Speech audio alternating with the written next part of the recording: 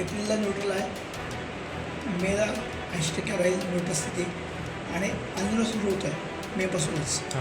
आणि तो साधारणतः बघितला की सप्टेंबर, ऑक्टोबर, नोव्हेंबर, डिसेंबर हा जो फेज आहे हा चॉकलेट दाखवतो आहे आणि या काळात सुपर अल्निनो इंडिकेट दाखवतो.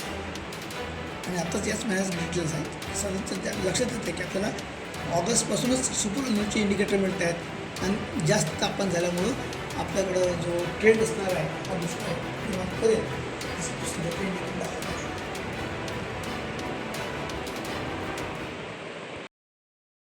यावेळी उष्णतेने विक्रम मोडला आहे.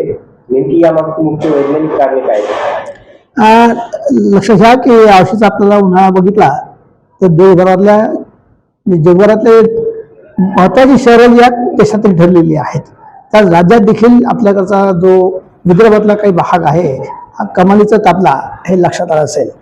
यामागचे कारण पाहताना जी शीतवेळ निर्माण होताना जी कारणं बघितली गेलेली तर लक्षात द्या की साधारणतः फेब्रुवारी मार्च महिन्यामध्ये आपल्याला हवा तसा उन्हाळा जाणवला नाही.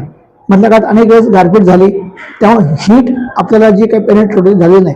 परंतु एप्रिल जसं 15 तारखेच्या पुढे सरकलो आपण की त्यावेळेस वातावरणाची आर्द्रता कमी झाली.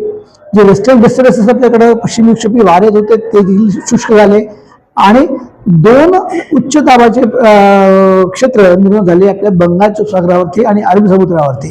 त्याचा परिणाम असा झाला की त्या ठिकाणी आपल्या पठारी प्रदेश जो भागाचा आहे या ठिकाणी बऱ्यापैकी हीट डोम किंवा उष्णतेचा असा स्तर आपल्या संपूर्ण देशावरती निर्माण झाला आणि त्यामुळे अनेक ठिकाणी जे आहेत शहरं जे आहेत ही कमालीची तापली असं बघितलं गेलेलं आहे. ह्याचा जो काही इम्पॅक्ट बघताना दुसरे काही पॅरामीटर बघणं देखील आवश्यक आहे. इंडियन ओशनला आता पॉझिटिव्ह होतोय, तो देखील आपल्याकडचा जो मादागास्करचा एरिया जो आहे तो देखील तापवतोय. ही चांगली बाजू असली जी मान्सून करता आवश्यक असते.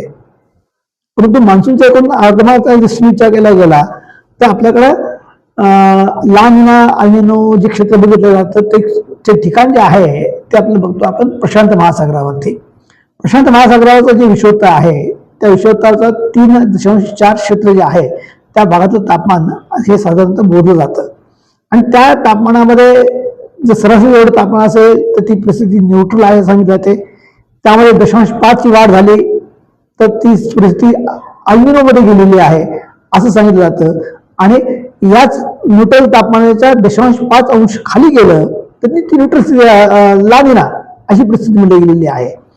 हा सगळा ट्रेंड बघताना गेल्या 2-2.5 वर्षापासून आपण अल्निनो ला निना परिस्थिती अनुभवत असल्यामुळं आपल्याला खूप छान मान्सून पाऊस देखील चाललेला भरपूर आपल्याला अनुभवत आला.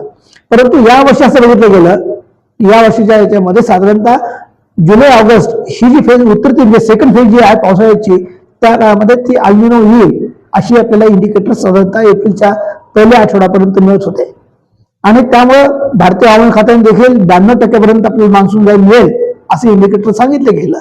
परंतु 27-25 एप्रिलच्या दरम्यान जे काही इंडिकेटर मिळालेले आहेत ते जरा विस्मयकारक आहेत आणि अचंबित करणारे आहेत.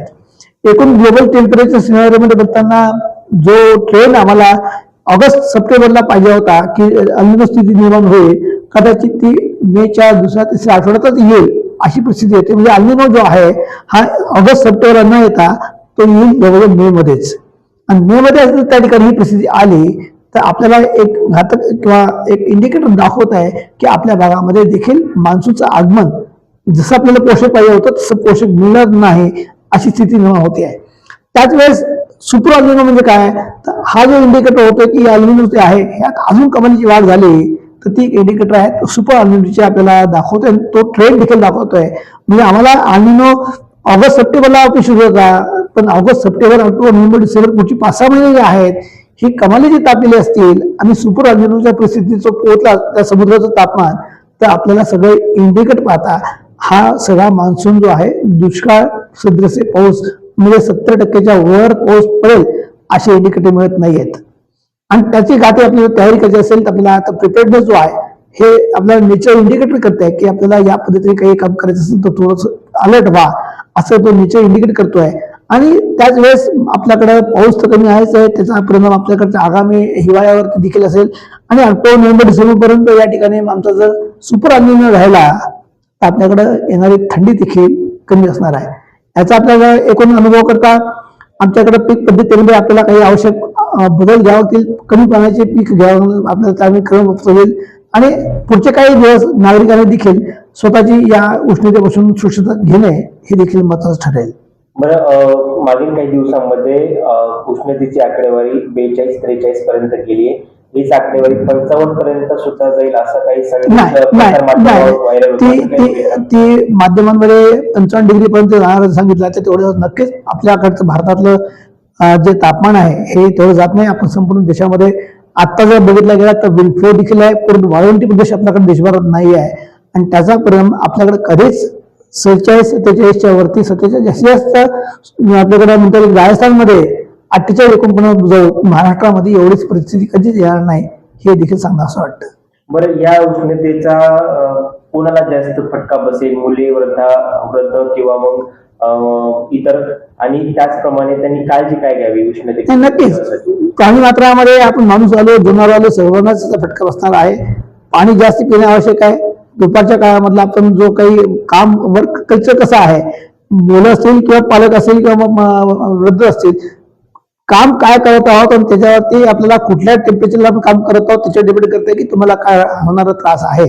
त्याच्याकरता बेटर आहे आपण इंडोरमध्ये काम करत असतो नक्कीच सुरक्षित राहू शकतो. आणि उन्हापासून आपल्याला जर कामच करत असेल तर बेसिकली सुती कपडे आणि डोक्याला रुमाल, पांढरा रुमाल आपण किंवा टोपी आणि छत्री जर देऊन गेलात तर त्या ठिकाणी आपलं काम करते. मॅक्सिमम जर शक्य असेल तर 10 ते 4 या दरम्यान जी पीक आवर म्हणतो आपण की तापमानाची जास्त असतात त्या काळात आपण काम न केलेलं बरं आणि आपली महत्वाची सुरक्षितता ही आपणच ठेवणं आवश्यक आहे. बरं, दीर्घकालीन दृष्टीने हे जे तापमान वाढत आहे प्रामुख्याने शहरांमध्ये तापमानाची झपाट्याने वाढ होत आहे, तर यावर काही उपाय आपण करायला हवे का? काही पावलं आपण सामान्य नागरिक म्हणून आपण काही उचलायला हवेत का? नाही, 2 गोष्टी आपल्याकडे शहर विकास म्हणतो आपण. शहर विकास करताना अलीकडच्या काळात आपण सिमेंट रस्ते तयार केलेले आहेत. सोबत सोलर आता एनर्जी करता प्रत्येकाच्या 1-2-4 घर सोडले की आपल्याला सोलर पॅनल दिसतातच. ती जी रिफ्लेक्शन आहे त्या सोलर ग्लासवरती पडल्यानंतर जी उष्णता रिफ्लेक्ट होते ती देखील आपल्या वातावरणात शेअर होतीच आहे. त्या व्यतिरिक्त आपण जे ग्रीन कव्हर आहे आपल्याकडची शहरातली आसपास जी झाडं होती ती देखील आपण कमी केलेली आहे. गार्डन मधली झाडं कमी केली असतील, जी काही आपण रस्ता तयार करताना जी झाडं होती तोडली आणि या सगळ्यात मुख्य शहराच्या आसपासचा ग्रीन कव्हर जो आहे तो आपण कमी केलेला आहे. जोपर्यंत आपण ग्रीन कव्हर वाढवणार नाही आणि आपल्या घरांना आपण पांढरा रंग मारला असता रिफ्लेक्शनच्या विचार करता ती देखील कमी तापमानाकरता सर्वसामान्य नागरिकांनी जो रंग मारला असेल घराच्या बाहेर ती देखील त्या ठिकाणी शोषून घेतो तापमान. आणि त्यामुळं आपल्या हातात फक्त एवढंच आहे की आपण आपला आसपासचा जो एरिया असेल हा जास्तीत जास्त ग्रीनरी किंवा हिरवा झाडांनी भरवून ठेवला असता, पण ते आता जागा पण ठेवलेली नाही आणि ती कुठेतरी आपल्याला याच्याकरता या विषयावरती काम करणं भाग पडेल. तर माझा शेवटचा प्रश्न असेल, मराठवाड्यामध्ये उष्णतेचा जास्त परिणाम पाहायला मिळतोय. देशभरात उष्णता आहेच पण मराठवाड्यात त्याचा जास्त आपल्याला प्रभाव पाहायला मिळतोय. काही भौगोलिक कारणं मराठवाड्यासाठी आहेत का? आणि अजूनही मराठवाड्यामध्ये उष्णतेच्या लाटा वाढू शकतात का पुढच्या काही काळामध्ये? नाही, आता साधारणतः मेच्या आपण शेवटच्या टप्प्यात आलेलो आहोत. मे आता सुरू होईलच उद्यापासून. आणि हा सगळा बघितलं तर आपल्याकडं विदर्भाचा विचार करायला गेला, नागपूर आहे, अकोला आहे, अमरावती आहे किंवा चंद्रपूर आहे, त्या ठिकाणी ग्रीन कव्हर जास्त असताना देखील तिकडच्या एरियामध्ये आपल्याला जास्त तापमान दिसतं.